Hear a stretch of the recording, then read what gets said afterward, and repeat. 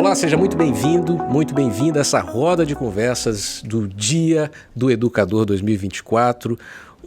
Vamos dizer, um ciclo de homenagens que está sendo argumentado pelo SESI Ceará e pelo Senai Ceará, pelo IEL Ceará também, o Sistema FIEC como um todo, homenageando seus educadores nas 3 casas, o que é importante para a gente que está aqui fazendo o dia a dia dessas 3 casas no Ceará.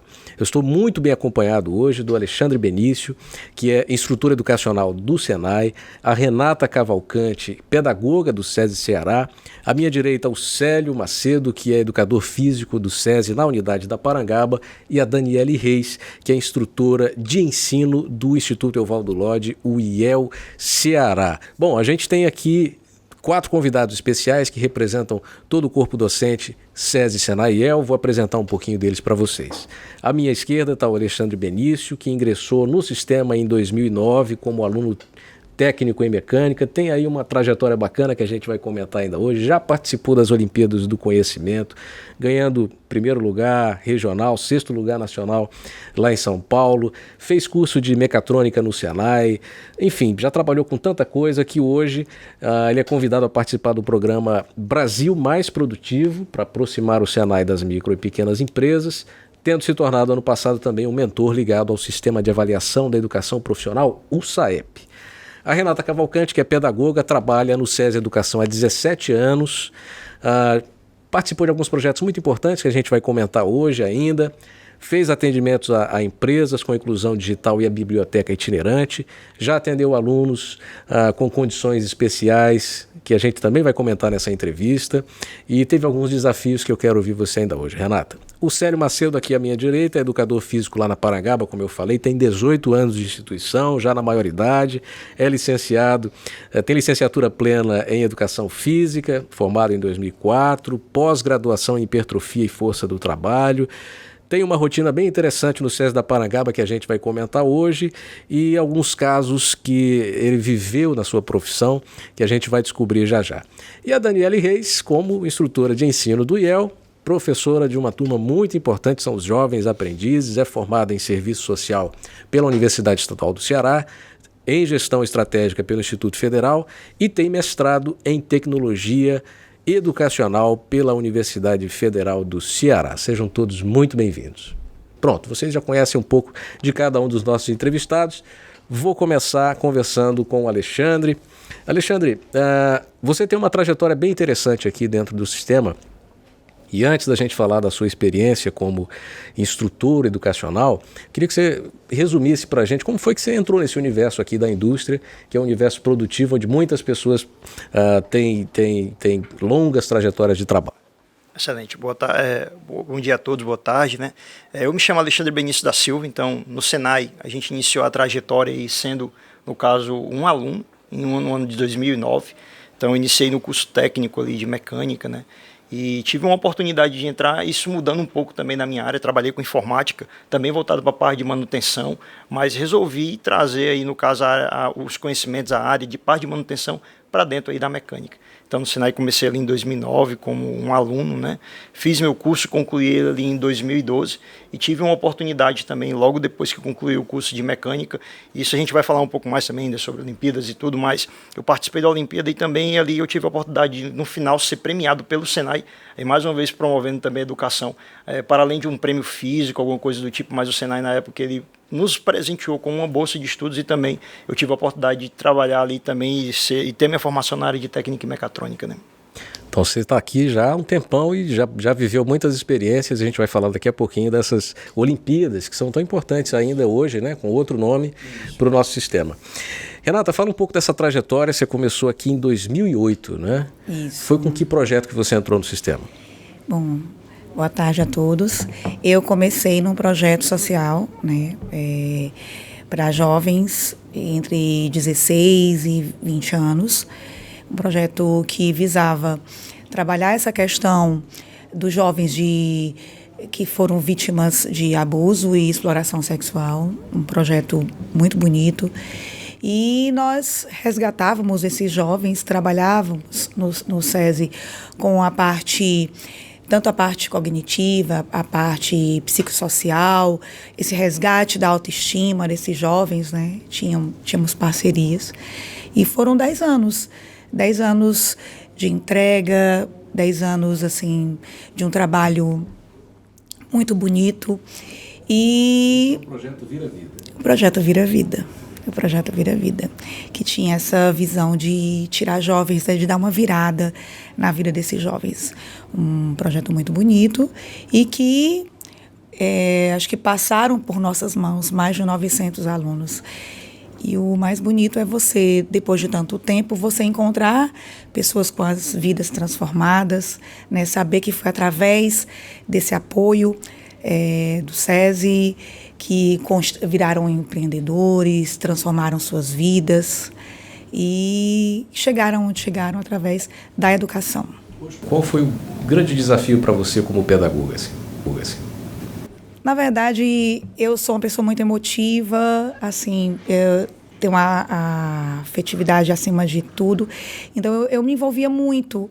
Eu pensava, eu nunca tinha visto aquilo, aquelas situações, né, aquelas histórias de vida, e eu me sensibilizava, eu dizia, eu tenho que fazer algo por esses jovens, né? O que eu posso fazer?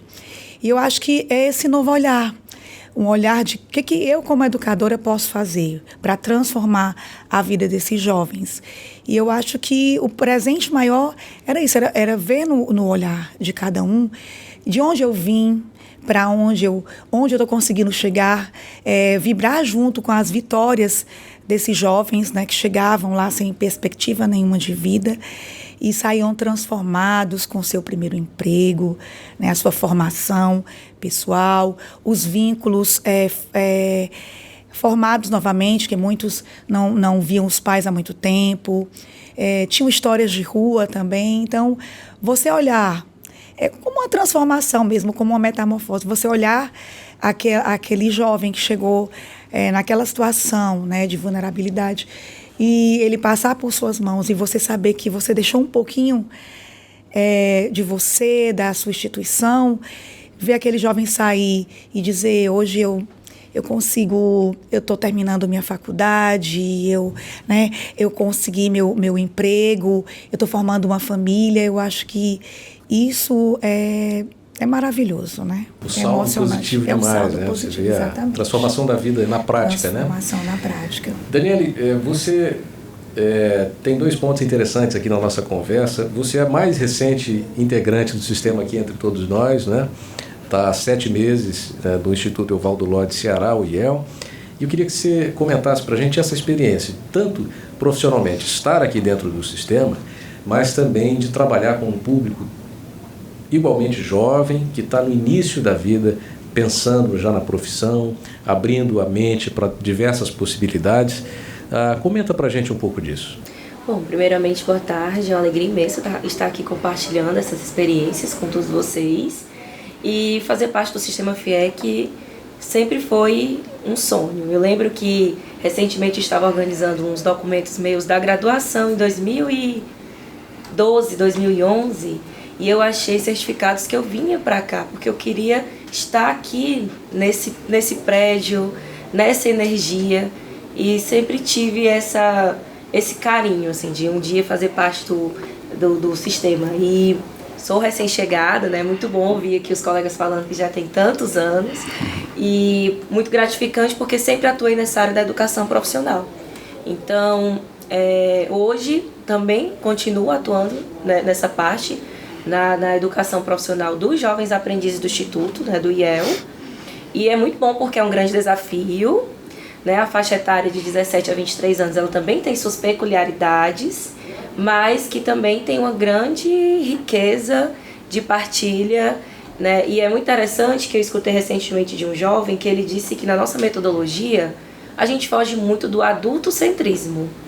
Eu achei genial quando ele trouxe essa perspectiva, que a gente sai dessa figura de que o adulto é que contém todo conhecimento e a sala de aula é só para você absorver, só escutar, e de repente a gente traz eles à tona, dá a voz, essa vivência, essa partilha, e eles se sentem muito fortalecidos de, por mais banal que tenha sido na cabeça deles, achar que de repente aquela atitude não tenha nenhuma significância, quando a gente traz para a sala de aula e dá voz para esse espaço, a gente consegue ali uma grande logística, uma grande metodologia revolucionária até, né? Então, é muito interessante para a gente replicar até nossas experiências, assim, que a gente passou e tentar se aproximar e fazendo essa mescla enquanto docente, enquanto discente também, que somos em sala de aula, é muito, muito gratificante. Célio, você abre os trabalhos no SESI Parangaba, né?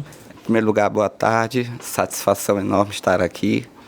Eu chego muito cedo lá, geralmente eu chego entre 4h35 a 4h40 da manhã. Pego a chave na portaria, vou estacionar minha moto, aí subo para a academia, para abrir a academia, ligar os aparelhos, deixar a academia em condições para que 5 horas da manhã os alunos, né, entrem e façam as suas atividades, porque muitos é aquele horário contado, das 5 às 6, às 6h10, porque sim. Vão trabalhar, vão ter que tomar banho. Tem a faculdade, tem o trabalho, tem tudo, e né? Correr para casa para preparar a merenda dos filhos. E aí vai. Vou até 1h da tarde e depois eu tenho, vamos dizer assim, o meu empreendedorismo dentro do SESI, que é meus alunos de personal. Aí eu emendo também. Que bacana.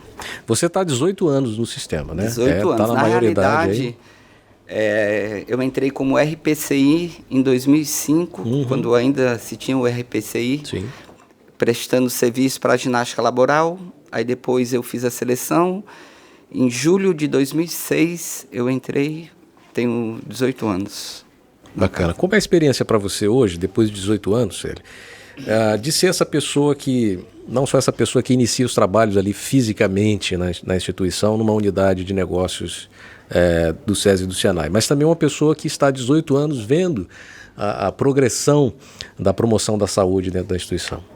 Transformou-se muito, já acho que antes da pandemia, mas pós-pandemia teve esse boom da preocupação das pessoas se cuidarem. Não hoje, assim, não a questão só do adulto geral, né? Nós tínhamos, acho que hoje temos mais de 13.000 alunos, 13.200 alunos SESI Ceará, né? Então muita gente de todas as unidades e várias atividades dentro do SESI, né? Então vi muitas transformações, acho que a Academia da Parangaba ser reformada 2 vezes, ser ampliada, como se diz, esse boom, esse crescimento enorme de alunos. SESI Parangaba deve ter uma média de 4.200 alunos geral. É só uma unidade, para vocês terem uma ideia. Exatamente, da só uma unidade. Que é. Quero até aproveitar também e fazer um agradecimento à gerente da Unidade de Saúde e Segurança para a Indústria do SESI, a Veridiana Salles, que é uma pessoa também que articula muitas ações e a sua equipe muito bem argumentada, né? Que incentiva não só ali na aprendizagem, na promoção da saúde em si, que são as academias, as piscinas, as quadras, mas também as clínicas, né? Mantendo a saúde dos trabalhadores e dos clientes e dos visitantes, frequentadores das nossas unidades.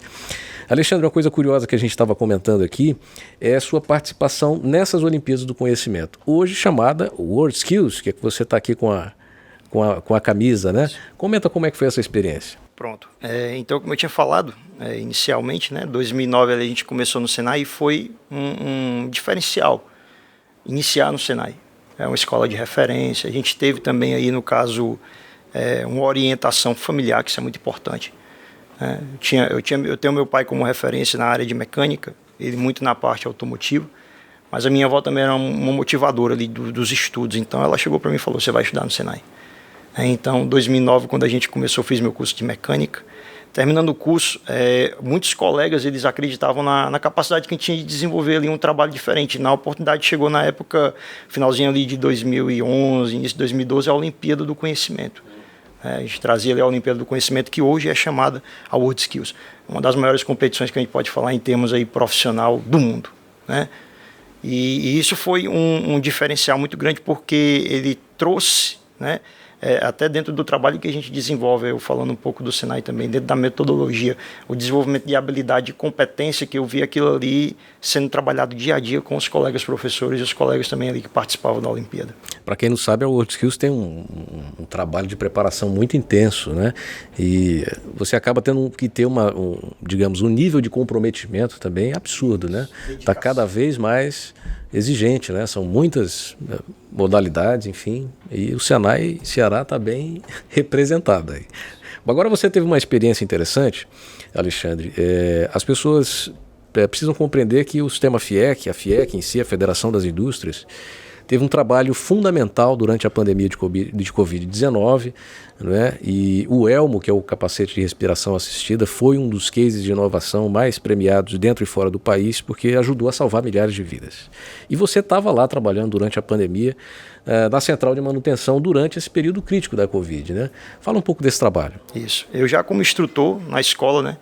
Isso, então, como a gente tinha comentado, a nossa carreira como instrutor, ela começou lá em 2013. A gente trabalhando dentro da escola com modalidades de qualificação, técnico, aprendizagem. Então a gente tem aí públicos diferentes, experiências também diferentes. E isso também eu posso dizer, o que o aluno, enquanto profissional também da indústria, do comércio, ele traz e compartilha com o professor dentro de sala de aula é muito importante.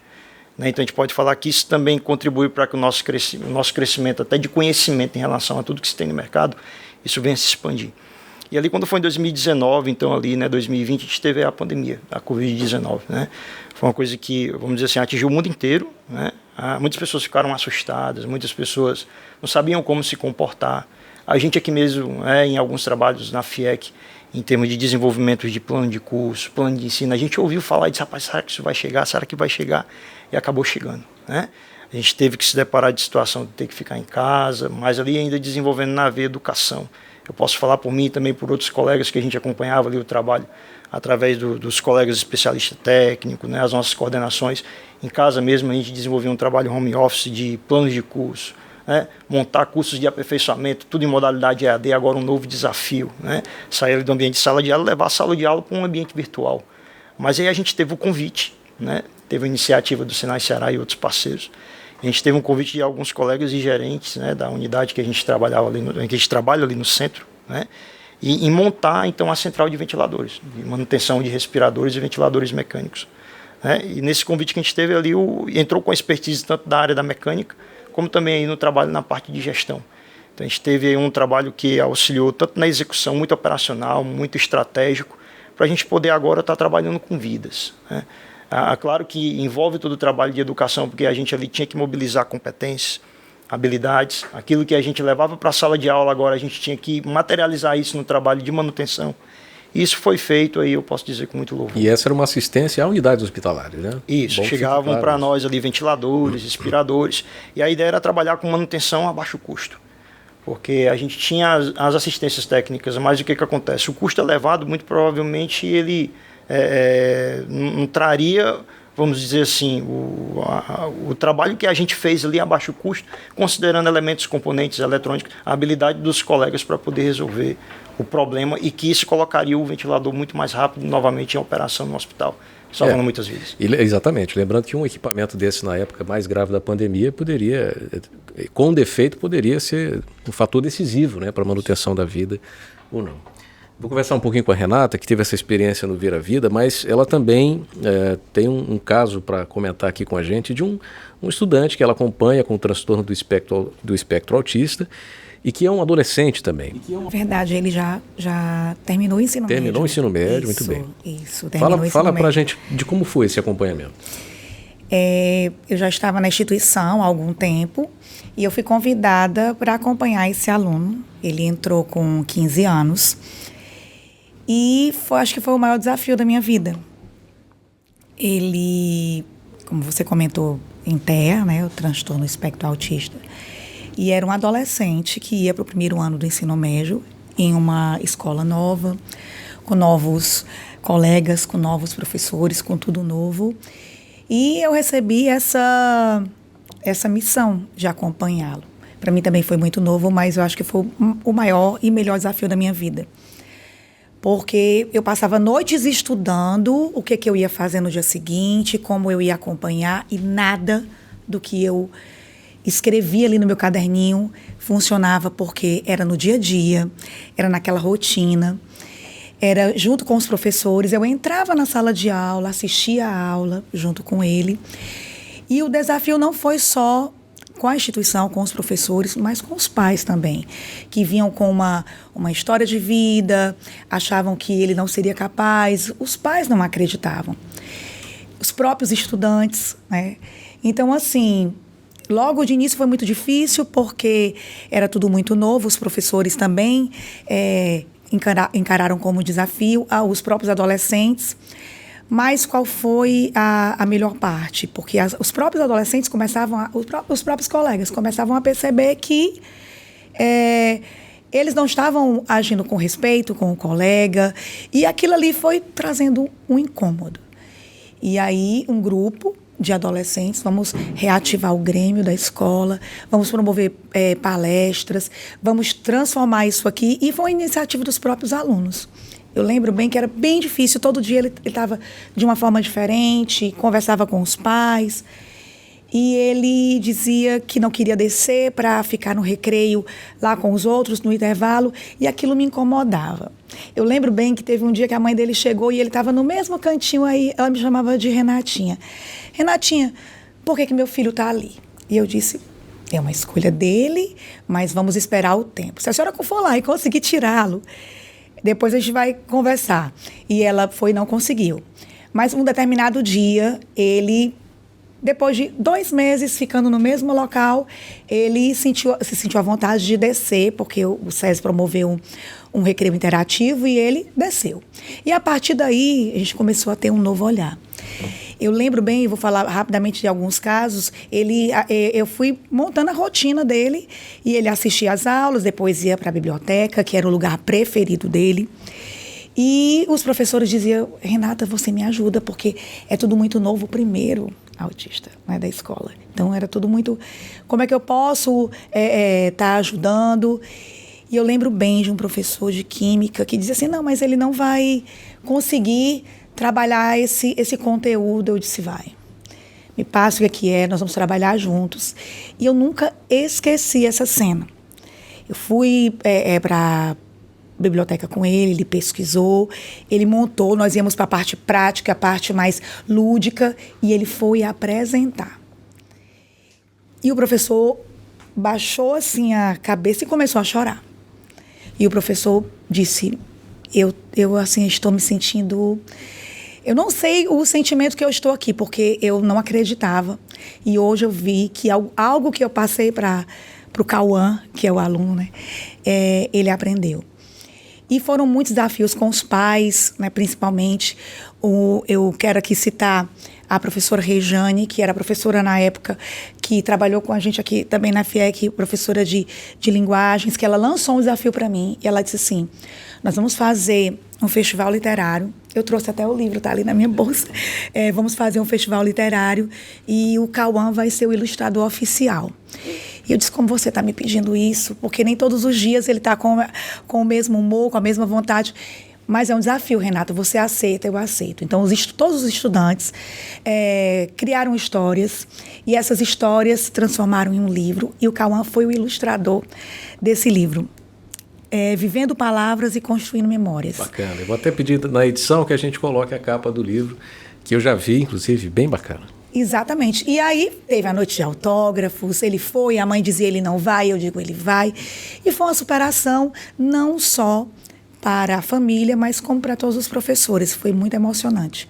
Hoje, ele já terminou o ensino médio e a gente mantém esse contato, porque tem essa criação de vínculos, e a escola proporcionou isso, porque a escola abriu as portas e é o sucesso que é hoje, porque nós temos inúmeros autistas, né? Bacana, Renata, bacana seu depoimento, mas eu quero conversar com você, Dani, sobre essa sua experiência profissional também. Você tem formação em serviço social, mas você está aqui numa área que as pessoas ainda não compreenderam esse caminho. Você pode explicar para a gente? Perfeito, obrigada. Então, na verdade, eu escolhi, naqueles testes vocacionais do colégio, eu descobri que a minha vocação seria essa parte do social, né? E a minha professora, no primeiro semestre, na introdução, ela disse: vocês gostam de gente? Tem que gostar de gente. E aí eu percebi, eu acho que eu gosto, vamos lá. E aí, dentro da universidade, eu tive essa vivência com o ensino, a pesquisa, a extensão, e fiz parte de um laboratório de ensino e pesquisa. E aí já foi me dando essa vivência de monitoria acadêmica, de escrita de artigos, publicação, sala de aula. Então, para quem tinha aquele viés de que o serviço social ia me trazer uma vertente bem assistencialista, bem de grupo, comunidade, eu fui me tendenciando ali para sala de aula. E aí concluí minha graduação na UES, e em seguida fiz outras escolhas de especializações, pós-graduações, uma especialização em gestão estratégica, e decidi que era isso que eu queria. Então, naquele momento ali que eu estava saindo da UES, a minha irmã, na oportunidade, ela era aprendiz em uma outra instituição, não era aqui no sistema, e ela disse: irmã, eu acho que tu consegue dar essas aulas, tem uma vertente assim bem... direitos humanos, uma coisa assim, relações socioprofissionais, tenta fazer o processo seletivo. E assim eu comecei, né, dentro dessa área da aprendizagem. E aí, ao mesmo tempo que eu fui descobrindo o que era aprendizagem, me desenvolvendo na docência, fui me especializando cada vez mais. E para mim, assim, hoje, o que eu penso é seguir mesmo essa carreira acadêmica. Tinha um sonho de fazer o mestrado na UFC, e me boicotava muitas vezes, pois eu achava que eu não seria capaz, ou então o que é que eu estou fazendo dentro dessa área, eu vou ter que estudar e vou passar. Então foi um momento bem difícil, inclusive foi na pandemia quando eu decidi, que eu disse: não, eu vou atrás do que realmente eu quero, que era esse mestrado, com muito medo, mas eu fui com medo mesmo. E aí concluí esse mestrado em tecnologia educacional na UFC, e agora já estou pensando, né, em de repente fazer um doutorado para afirmar oficialmente assim essa minha vocação, esse meu desejo e essa minha identificação, que é a sala de aula. Eu gosto desse ambiente, gosto de sair, até expandir esses muros, né, que a gente não fica preso só aos muros da sala de aula, às nossas paredes, ao nosso slide, né? Então a gente tem essa liberdade. Ser docente é ser livre, né, para atuar, e muitas vezes a gente foge um pouquinho da ementa para poder trazer ali enriquecer um pouquinho mais essa experiência. E o docente está cada vez mais discente, né? Muito. Estudando cada vez mais. Muito. Ô Célio, você tem um caso bem interessante que eu queria que você contasse aqui pra gente. A gente está falando aqui de instrutores educacionais, professores, pessoas que estão dentro de uma sala de aula específica. O educador físico também tem grandes histórias dentro da sua profissão. Você recebeu um aluno matriculado em 2022 que pesava 230 quilos e você o acompanhou ali. E aí você vai falar para mim agora quanto que ele está pesando, como é que foi esse processo? O Raio chegou em 2022, uma obesidade mórbida. Ele é um cara muito grande, ele tem quase 2 metros, 1,98 m, com 230 quilos. Então, o que eu tive que fazer com ele? Primeiro, ganhar confiança, porque até então ele não tinha uma vivência daquele ambiente, né? Eu via que ele não se sentia confortável pela a sua estrutura corporal. Eu tenho um outro caso, né, que treinava com a gente também, um outro aluno, que ele viu que era possível acontecer. E ele foi ganhando a confiança no seu dia, né, no seu dia a dia, trabalhando aos poucos. Para ter uma ideia, a gente no começo não conseguia mensurar a questão do peso, porque não tinha balança. A balança que tinha na academia não, como se diz, era um desafio para ele.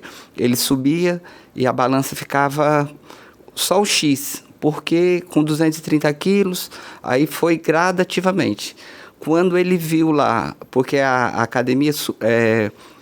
a balança suporta até 150 quilos. Então, ele, quando chegou no 149, foi eu acho que uma das maiores vitórias para ele. Por quê? Porque ele tinha 80 quilos a mais do que a balança, então ela não conseguia. Exatamente. E aquilo tinha que ser feito gradativo, com segurança, porque imagine se ele tem alguma coisa para tirar ele da academia, de lá de cima. Quem conhece a academia da Parangaba, né, professora? Ela em cima, superior, né? Entendeu? Para tirar ele, Deus o livre, né? Mas graças a Deus nunca aconteceu nada. Então foi aos poucos.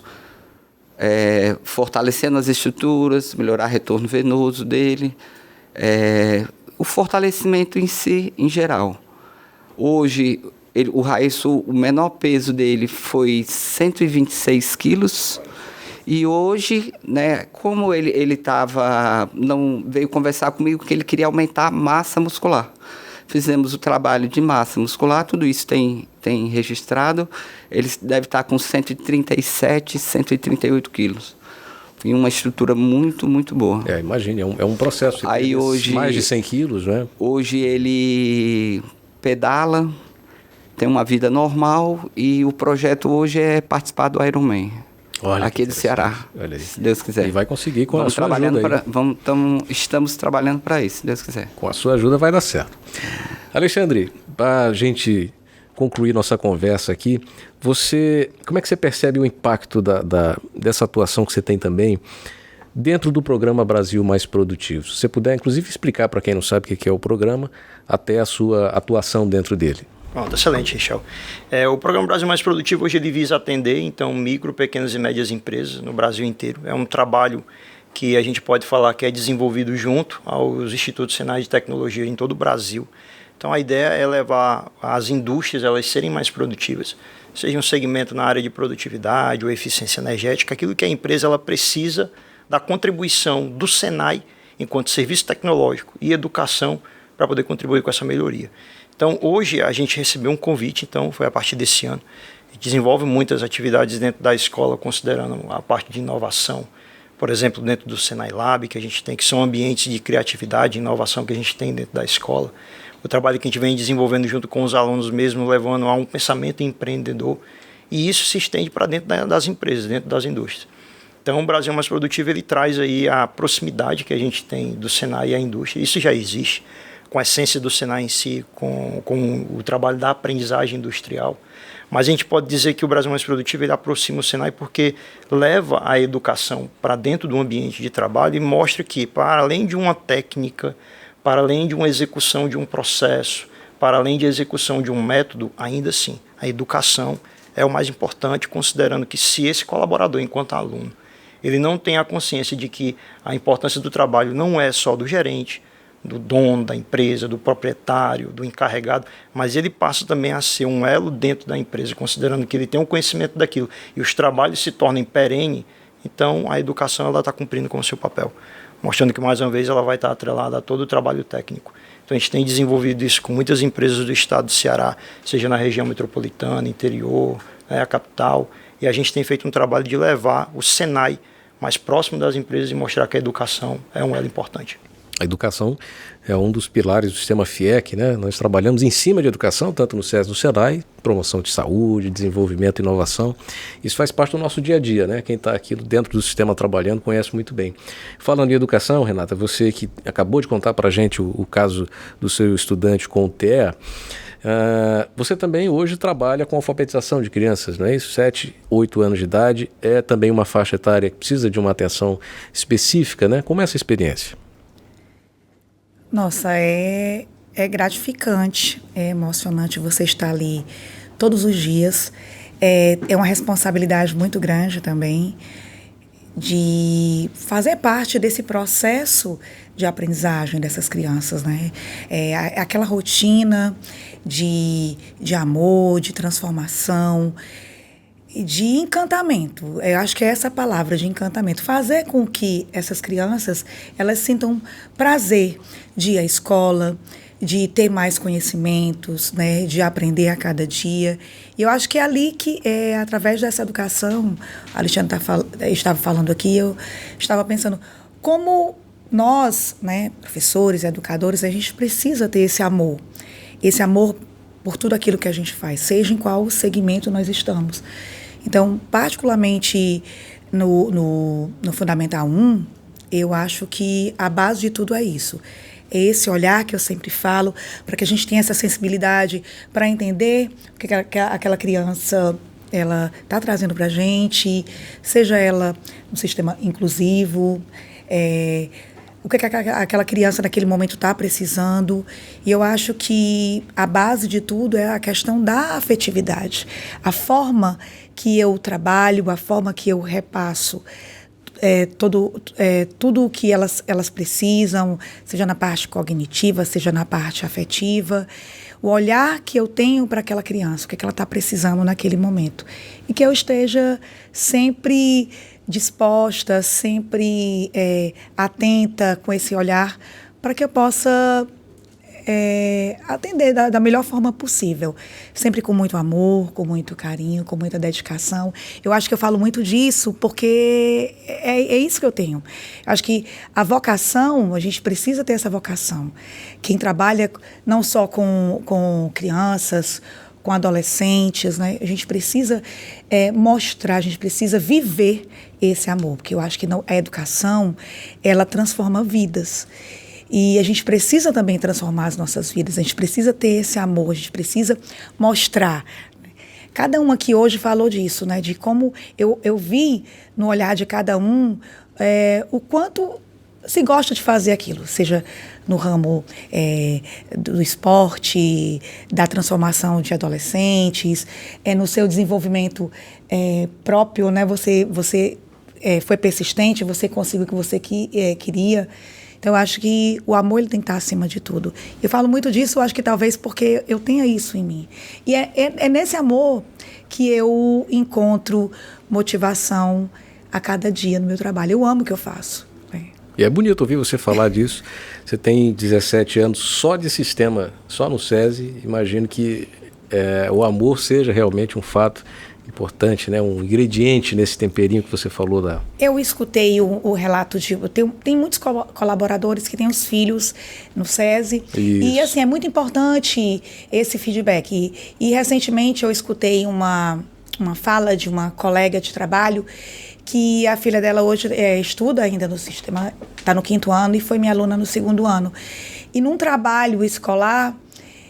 pediu quem era sua professora de referência, a quem você lembrava, né? Que teve essa criação de vínculos, e ela citou o meu nome. Eu fiquei muito feliz, porque eu sei aquilo que eu falei no início. A gente precisa ter essa criação de vínculos para que lá na frente ele lembre. De onde eu trago isso? E é muito importante você ser lembrada por uma coisa boa, por momentos. Eu acho que todos os dias os meus alunos dizem assim, eles chamam ainda de tia porque tem essa afetividade, essa relação ainda, porque eles são muito crianças. Eles dizem, tia, tu é diferente, né? Tu ri, tu canta. E eu acho que a gente tem que se envolver nisso. E eu acho que a minha maior alegria é ser lembrada por isso. Eu acho que eu não estou aqui à toa também, porque eu sei que os meus colegas acabam vendo isso, porque é tudo muito verdadeiro, está no sangue. A questão da educação, do amor, do transformar vidas. Eu sou apaixonada pelo que eu faço. Que bom. Doação é um negócio inspirador, né? A gente ouve a Renata falar, fica inspirado também. Para a gente fechar aqui também com você, Célio, tem um dado interessante que os clientes ali que estão já 60 mais, 65 mais, estão cada vez mais presentes nas salas de musculação, né?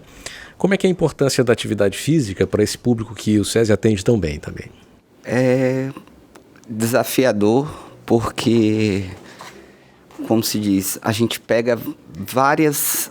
Não só a questão do fortalecimento, muitos já vêm com a questão de patologias. E como...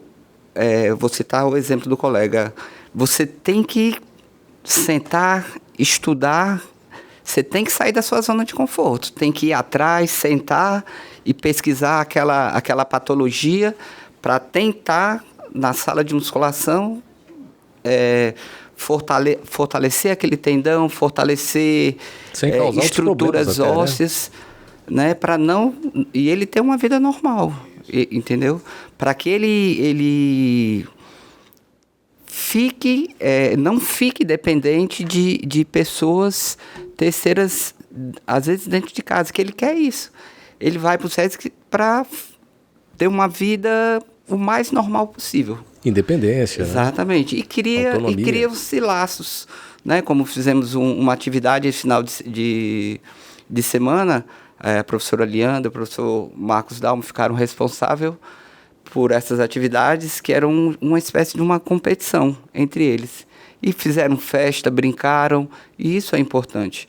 Então, quer dizer, o SESI extrapolando não só a musculação em si, esse convívio, né? Porque muitos ficam sozinhos dentro de suas residências, não falam com ninguém. Então, ali o SESI é muito mais.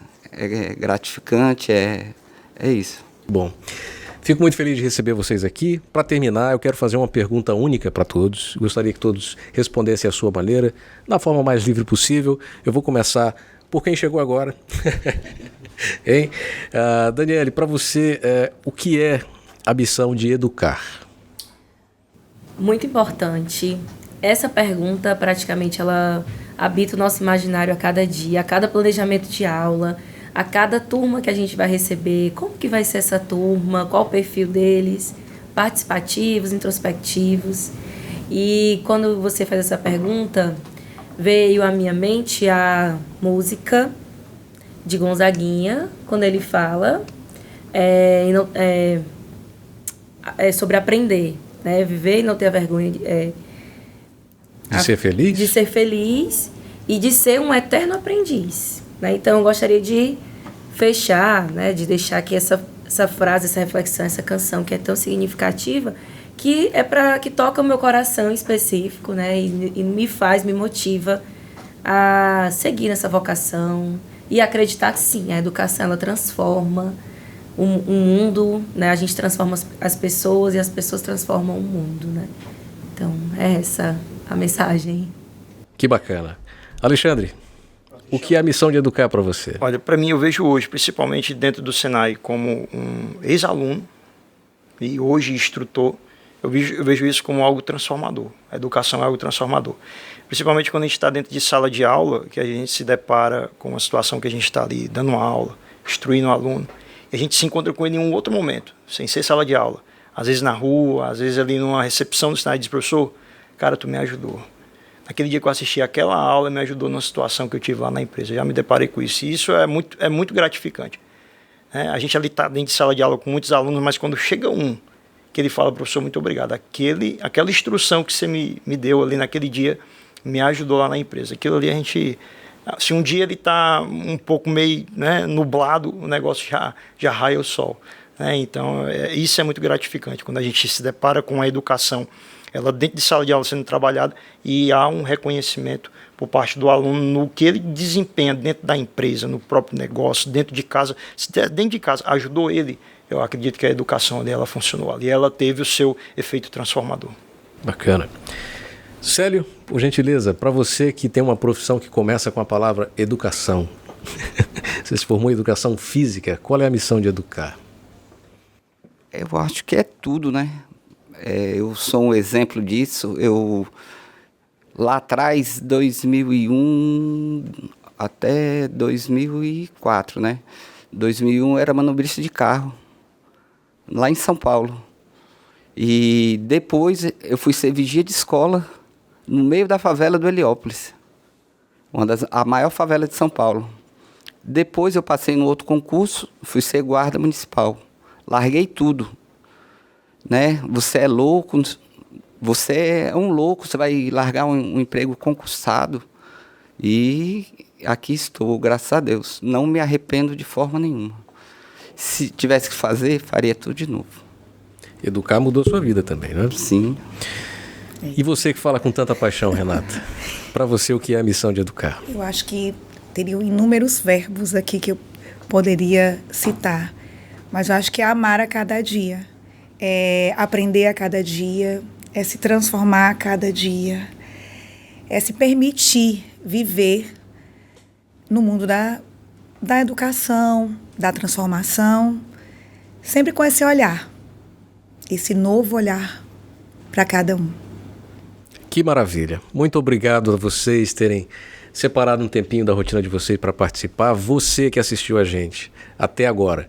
Para você, qual é a missão de educar também? Pense sobre isso. Eu quero aproveitar que a gente está nesse final de conversa que foi maravilhoso, agradecer a todo mundo envolvido nesse projeto de homenagear os educadores do Sistema FIEC como um todo, sobretudo das casas SESI e Senaiel, todos dessas 3 casas. Eu agradeço a todos os envolvidos, desde a diretoria, a superintendência, ao pessoal que está nas unidades, que até está nos assistindo. Quero aproveitar também e agradecer às gerências envolvidas nesse projeto, na gravação desta conversa, a gerência de comunicação, a GECOM, a gerência de recursos humanos, a GERU, a gerência de eventos, a GEventos, pessoal do condomínio, tantas outras pessoas envolvidas nesse projeto. Muito obrigado, você educador que está nos assistindo, uma homenagem à altura do seu trabalho. A gente deseja sucesso a todos vocês que estão aqui representando esse corpo imenso que é o corpo de educadores do SESI, do SENAI e do IEL. Muito obrigado.